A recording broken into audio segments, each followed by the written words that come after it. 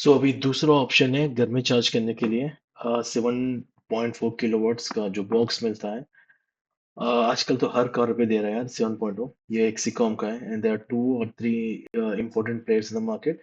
एक एक्सीकॉम है, एक स्टैटिक है। तो कौन है स्टैटिक, कहाँ पे है ये? या स्टैटिक चार्जर। ये नेक्टर है। This is nectar which you can install at home. तो अभी मैं इसके बारे में बोलूंगा। जब मैं एमजी लिया था मुझे मिला था Exicom. In fact most of the car brand they use Exicom. मुझे भी 7.4 एक्सीकॉम का मिला था। बट मैंने इंस्टॉलेशन करवाया नहीं, क्योंकि there are few reasons I want to tell you. Number one, अगर मैं इंस्टॉलेशन करवाना चाहता हूँ तो मुझे 3 फेज करंट चाहिए। क्या मैं 1 किलोवाट या 2 किलोवाट में करवा सकता हूँ? हाँ, आप करवा सकते हो। बट आपको 7.4 फुल फ्लेज उसका यूज नहीं कर सकते हो।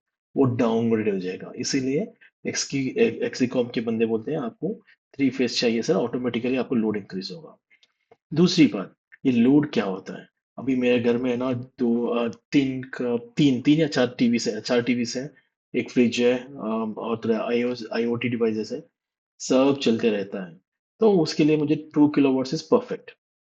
अभी मैं ये लेता हूँ तो इसके लिए 7.4 चाहिए। तो एडिशनली मुझे 7.4 किलोवाट चाहिए, तो 8 किलोवाट। दैट मीन्स मेरा टोटल कैपेसिटी होगा 10 किलोवाट।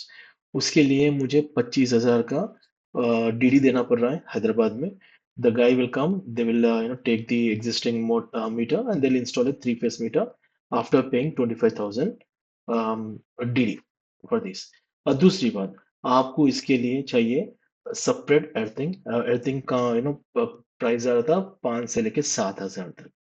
और तीसरी पॉइंट, जो पोल से आपका मीटर की जो केबल आता है वो भी कॉपर का चाहिए। आई थिंक 6 mm का चाहिए। बिकॉज जो अल्यूमिनियम का है वो काम नहीं करेगा, that's what he told me. वो गर्म हो जाएगा सर, पिघल जाएगा, बट कॉपर का चाहिए चाहिए। उसके बाद जो मीटर से आपके बॉक्स को आएगा, again that is amount 2 mm copper cable चाहिए। वो केबल के पे अगेन एक्स्ट्रा पैसे आएगा। अगर पोल आपके घर के पास है तो ठीक है, थोड़ा दूर है तो पैसे ज्यादा लगेगा। तो ऑलमोस्ट ऑल जितना चार्जर है विच इज अराउंड 50,000 रुपीज, उतना ही मुझे इंस्टॉलेशन का भी गिर रहा है। तो इसलिए मैंने इंस्टॉलेशन करवाया नहीं। हाँ, ओके विथ 3.2 जो घर में है वो। तो आपको क्वेश्चन रहेगा, यार यार व्हाट एसी का चार्जर 7.4 किलोवाट से, 11 किलोवाट से, 22 किलोवाट से।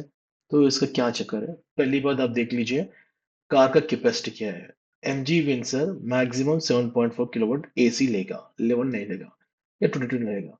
अगर 22 भी डालते हो वो मैक्सिमम इतना ही लेगा। 22 कौन सा लेगा? जो आपका प्रीमियम कार से BMW है, हुंडई, सब हुंडई का एक कार है, वो एक ले रहा है। और बाकी के पूरे जो महिंद्रा है वो सब 11 किलोवाट्स में लेंगे। और उसका ज्यादा प्राइस अंतर नहीं रहेगा। अभी 7.4 का है ना, आपको 36,000 आ रहा है। 11 आएगा आपको 38, और 22 आएगा 40,000। सो 4-5 हजार ज्यादा आ रही है। बट अगेन सेम फंडा आएगा आपका लोड कैपेसिटी। अगर आपके पास दो दो है तो आप ये 8 लेना पड़ेगा विच इज 10। अगर आपके पास दो है, ये है आपको 12 या 13 लेना पड़ेगा विच इज अराउंड 14। आपके पास 2 किलोवाट का है, again plus 22 which is 24 kilowatts. आपके पैसे बढ़ेंगे।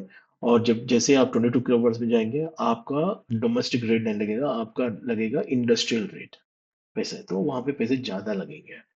तो ये किसके लिए बहुत यूजफुल है? जो बंदा 3-4 गाड़ियां हैं उनके लिए ठीक है, बस मेरे पास तो एक ही है।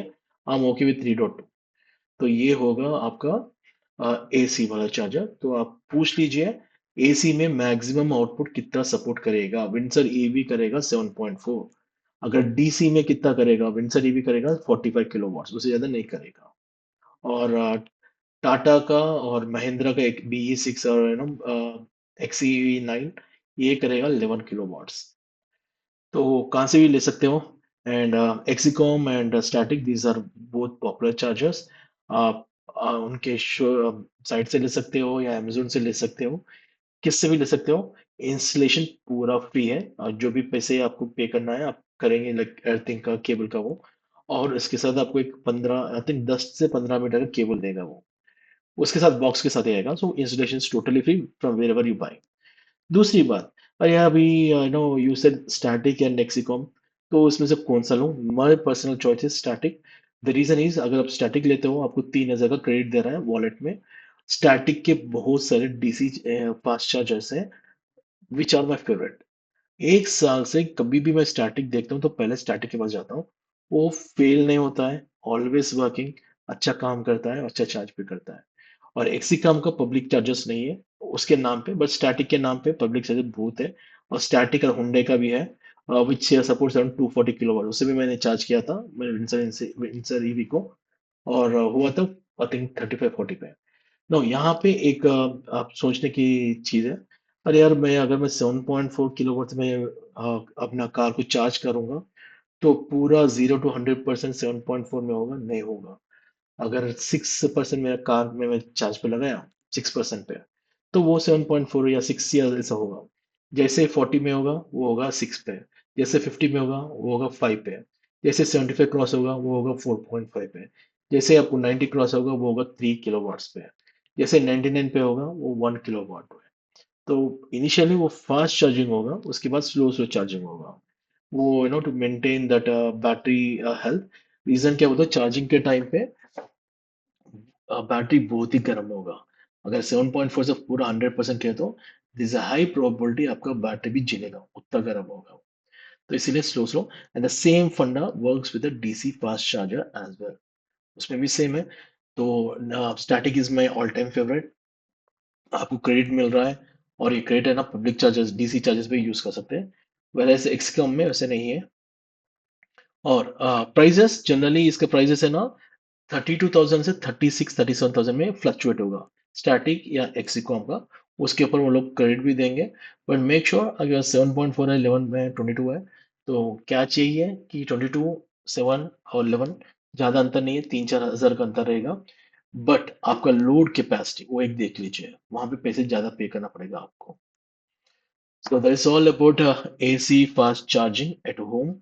अगर आपका कोई भी इंफॉर्मेशन है मुझे बोल सकते हो, और कमेंट में डाल सकते हो, मैं आंसर दूंगा।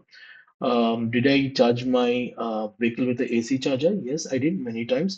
मेरा फ्रेंड के पास टाटा नेक्सन है, तो वहां पे जाके उसके नेक्सन से चार्जर से मैं अपना विंडसर चार्ज करता हूँ। कभी कभार उसके घर जाता हूँ, तो वहां पे मैं चार्ज डाल के उसकी गाड़ी से हम लोग निकलते बाहर। तो ऐसा है।